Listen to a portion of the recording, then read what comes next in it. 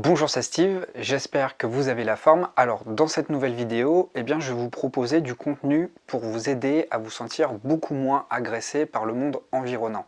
C'est une problématique qui revient très souvent et vous êtes nombreux à me témoigner ce problème de créer du lien avec les autres. Vous vous sentez très souvent isolé. Et le problème majeur, le problème récurrent en fait, c'est de s'isoler à outrance pour se protéger afin de vivre le moins possible des situations qui sont trop stimulantes. Mais c'est là que ça devient un problème, c'est que à force de trop se protéger, en fait, on en vient à s'isoler. Et plus on s'isole, pour éviter de vivre des émotions trop confrontantes, plus on a du mal par la suite à revenir créer du lien avec les autres. Alors dans cette vidéo, restez jusqu'au bout parce que j'ai une annonce à vous faire au bout, je peux vous en parler dès maintenant. En fait, je propose des coachings de groupe, donc le prochain va avoir lieu ce soir, donc si vous ne voulez pas rater l'occasion de ce soir, restez jusqu'au bout, je vais vous détailler un petit peu la manière dont ça va se passer. Mais dans cette vidéo, je vais vous donner 4 conseils qui vont vous permettre de vous sentir beaucoup moins agressé en société pour que vous puissiez, somme toute, vivre une vie sociale qui est conforme à votre identité, en fait, à qui vous êtes. C'est ça le plus important. Le plus important, ce n'est pas de se forcer, c'est de ne surtout pas aller dans des situations où vous êtes sûr que vous allez passer une mauvaise expérience, mais plutôt fixer des critères, apprendre à mieux vous connaître pour justement choisir des situations, choisir des personnes, choisir des environnements dans lesquels vous savez que vous allez passer un moment plutôt serein. Alors justement, ça me permet d'aborder le premier point que je souhaite voir avec vous. La première chose à faire pour prendre davantage soin de votre vie sociale et ne pas vous enfermer, c'est déjà de reconnaître les déclencheurs. Qu'est-ce qui déclenche chez vous du stress? Qu'est-ce qui amplifie votre stress?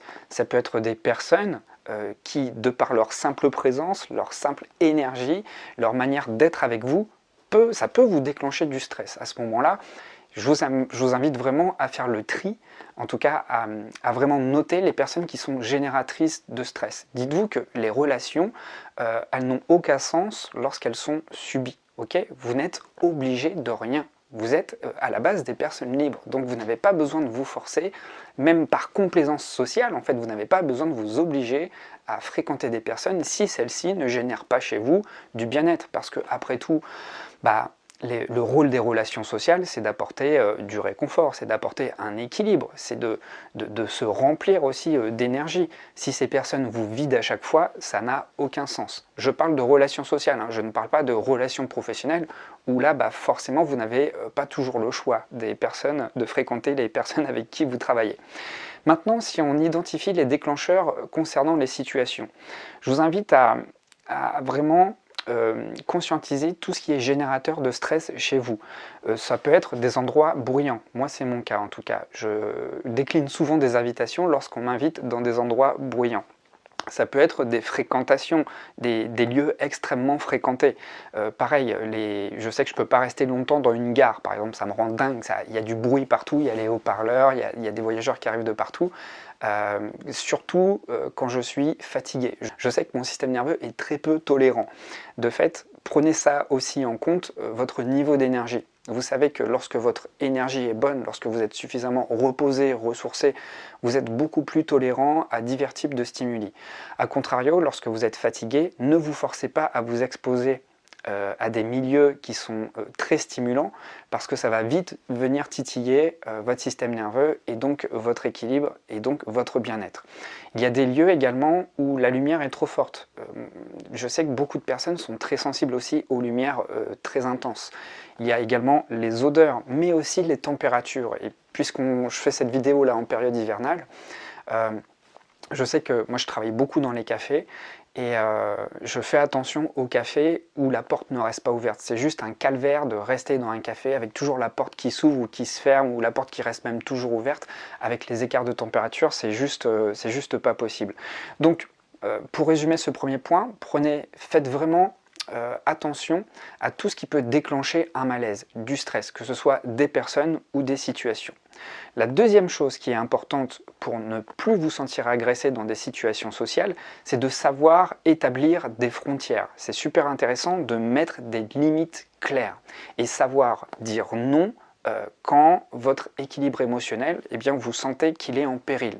Il y a des moments où peut-être vous êtes extrêmement fatigué et quand bien même il y a des personnes que vous appréciez, avec qui tout se passe bien, il n'y a pas de souci, mais qui vous poussent à sortir, si vous sentez que ce n'est pas le moment parce que votre niveau d'énergie n'est pas suffisamment élevé, ou si vous sentez qu'on vous invite dans des milieux, dans des situations, dans des environnements où vous savez que vous allez de toute façon prendre sur vous et passer une mauvaise soirée, apprenez à dire non, tout simplement. Parce que vous connaissez les conséquences en fait. La conséquence directe, c'est que vous allez faire plaisir à la personne qui vous invite, malgré votre envie, mais ensuite, dans un second temps, vous savez que dans son corollaire, lorsque vous allez rentrer chez vous après cette soirée, vous allez être épuisé, et ça peut avoir une incidence sur les jours qui suivent. Moi, ça m'est arrivé il n'y a pas longtemps, c'est d'avoir trop dit oui à des sollicitations, malgré que j'apprécie les personnes avec qui je sors, mais le souci, c'est qu'est-ce qui va se passer après.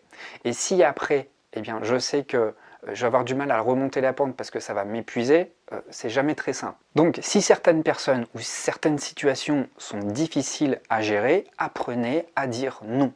Apprendre à dire non, ce n'est pas se fermer à sa vie sociale, ça rejoint ce que je vous ai dit au début, l'idée n'est pas de s'isoler pour se surprotéger, l'idée est justement de protéger son territoire, sa zone émotionnelle. Ça ne veut pas dire s'empêcher de sortir de sa zone de confort, encore une fois, ça veut dire tout simplement prendre soin de son équilibre. Alors si vous avez du mal à dire non, un non sec, un non bien affirmé, vous pouvez peut-être proposer une alternative qui correspondra davantage à votre équilibre émotionnel. Si vous ne souhaitez pas sortir en boîte de nuit, vous pouvez par exemple proposer de sortir dans un resto ou dans un salon de thé, mais en tout cas de ne pas vous priver du lien social, mais peut-être de proposer des conditions environnementales beaucoup plus favorables. Donc, apprenez à prendre de la distance par rapport aux sollicitations. Apprenez à prendre soin de vous, quel que soit l'environnement où vous mettez les pieds, et surtout protégez votre espace émotionnel. C'est vraiment ça qui est le plus important et qui va vous permettre de maintenir un équilibre sain avec votre entourage. Et puis vous savez, des relations avec l'entourage, si elles ont tel visage aujourd'hui, rien ne vous interdit de transformer aussi la manière d'interagir avec les autres. En fait, les relations que vous avez, elles sont à votre image. Donc plus vous vous respectez vous, et plus les relations que vous allez entretenir seront respectueuses vis-à-vis de vous. Donc ça, c'est vraiment quelque chose dont il faut vraiment prendre soin. Ensuite, le troisième conseil que j'ai à vous donner, c'est d'apprendre à rester présent. Apprendre à rester présent, quelles que soient les situations, même si vous avez mis les pieds dans une situation qui peut être désagréable et déstabilisante sur le plan émotionnel, eh bien, savoir être présent, c'est-à-dire savoir mobiliser ses sens pour s'ancrer dans la situation, ça peut atténuer l'impact émotionnel des stimulations externes. Exemple, si vous êtes dans un restaurant, moi ça m'arrive tout le temps, si vous êtes dans un restaurant avec des personnes qui ne parlent pas fort, moi c'est mon cas aussi, je sors souvent avec des personnes qui ne parlent pas fort, mais que le restaurant est bruyant, qu'il y a de la musique, qu'il y a des gens bourrés, et que vous devez faire un effort surhumain pour vous concentrer sur ce que dit la personne en face de vous, eh bien, concentrez-vous sur vos sens, concentrez-vous sur ce que vous êtes en train de manger, concentrez-vous sur la boisson que vous êtes en train de boire, concentrez-vous sur la table sur laquelle vous posez vos mains, concentrez-vous sur l'assise de votre chaise, concentrez-vous aussi sur la personne qu'il y a en face de vous, sur la présence de cette personne, sur les traits de son visage, sur les éléments de langage qu'elle utilise. Ça va vous permettre de mettre en place un focus, une concentration, et ça va reléguer au second plan toutes les stimulations externes.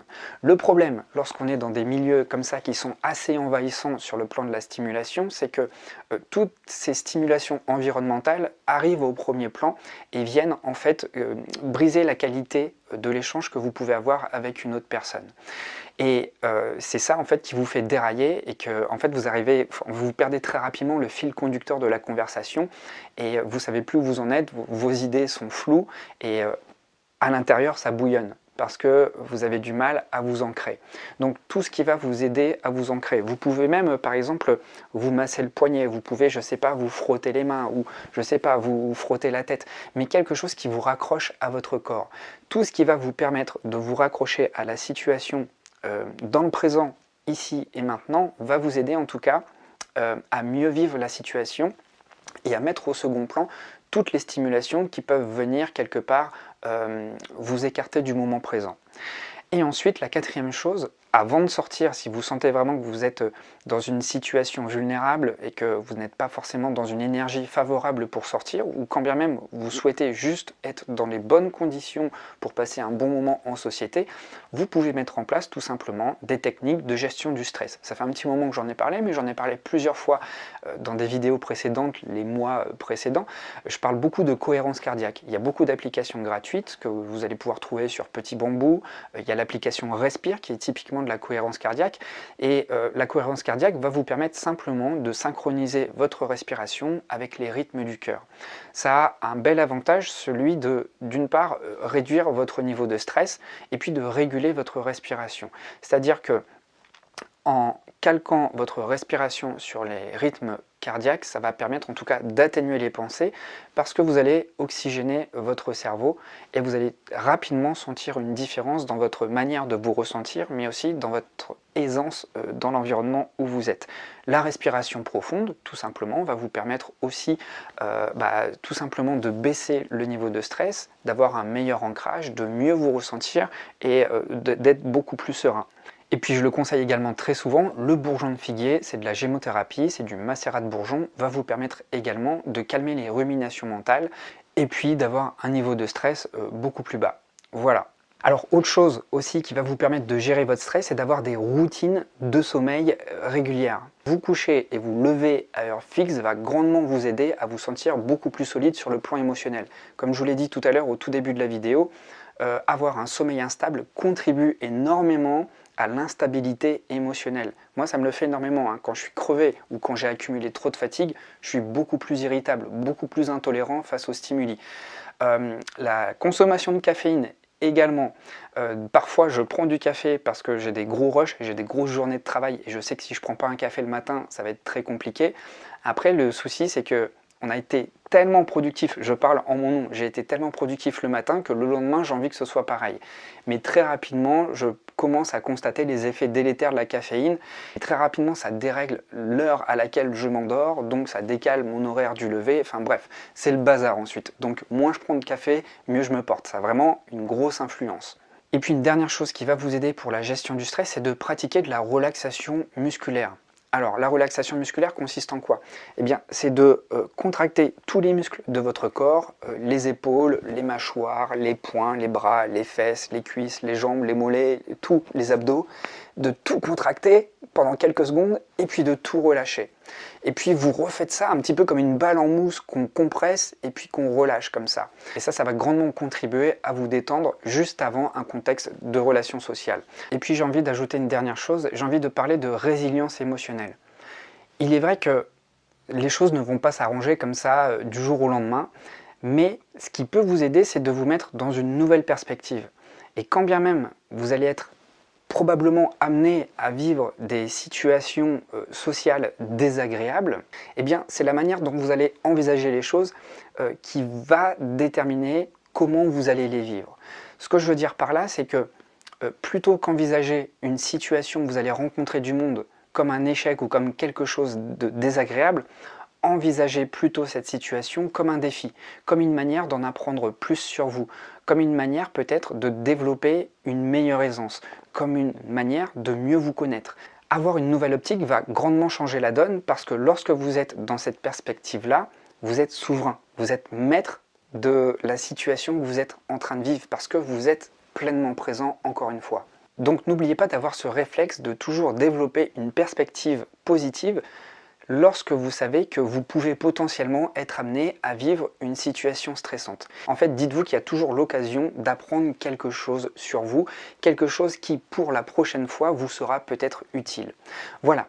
Alors, si vous souhaitez qu'on se rencontre, si vous souhaitez retrouver, créer du lien avec des personnes hypersensibles comme vous avez été nombreux à me demander s'il existait des forums et tout ça. Je ne pense pas qu'il existe vraiment de forums sur Google, j'avais déjà regardé il y a quelques mois, ou en tout cas, s'il en existe, ce sont des forums qui ne sont pas forcément actifs.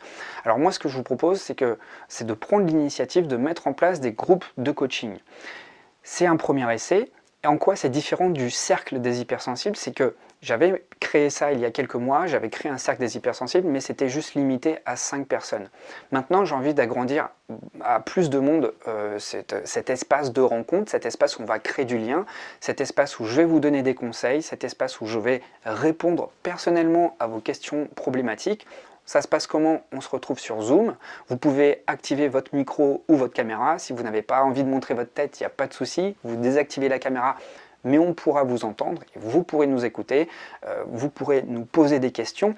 Et l'idée ici, c'est de vraiment créer du lien avec les autres, c'est créer du lien et par la suite, eh bien, ce que je vous propose à l'issue de cette rencontre de coaching de groupe, eh bien, c'est de pouvoir communiquer entre vous, c'est de pouvoir garder un lien et pouvoir continuer à vous entraider entre vous après que ce coaching ait eu lieu. Donc en vous inscrivant avant ce soir, vous allez pouvoir profiter de 2 heures de coaching de groupe où je répondrai à toutes vos questions et où vous pourrez aussi écouter d'autres témoignages, prendre partie à ces témoignages en donnant vous-même des conseils ou en demandant, vous, à d'autres personnes, eh bien, des recommandations. Voilà, c'est tout l'objet de cette rencontre. Et si cette première rencontre en grand nombre marche, eh bien, je reproduirai régulièrement ce rendez-vous et pourquoi pas une offre abonnement, mais ça, on verra par la suite. Alors, ce soir, que va-t-il y avoir au programme du coaching de groupe? Dans un premier temps, on va voir comment apprendre à calmer ses pensées. Ensuite, dans un second temps, on va voir comment se relier à ses émotions beaucoup plus facilement et comprendre quel est le message caché derrière chaque émotion. Et enfin, on va apprendre à mieux composer avec ce sentiment de culpabilité. Je sais que c'est quelque chose qui est très courant, qui est très fréquent chez vous, que ce soit vis-à-vis de vous ou dans vos relations. Donc c'est quelque chose que l'on va bosser ensemble et vous allez pouvoir me poser des questions et je vous donnerai des pistes pragmatiques à mettre en application très rapidement dans votre quotidien. C'est le but en tout cas, c'est que ça vous aide immédiatement. Alors voilà, je pense vous avoir tout dit. Si vous avez des questions, n'hésitez pas à les partager dans les commentaires. Si vous avez des retours à me faire, n'hésitez pas non plus à interagir avec moi dans les commentaires. C'est toujours le bienvenu, du moment que c'est respectueux, évidemment. Ce n'est pas toujours le cas. J'ai d'ailleurs bloqué quelques personnes qui se sont un petit peu laissées aller dans les commentaires ces derniers jours. Mais ça, voilà, ça arrive toujours. Mais en tout cas, je suis globalement très satisfait de la communauté que je trouve super bienveillante. Rien que pour ça, merci, parce qu'il faut le préciser, c'est très important. Alors, je vous dis à ce soir pour les plus motivés, et puis merci de m'avoir écouté, d'être resté jusque-là. À tout bientôt.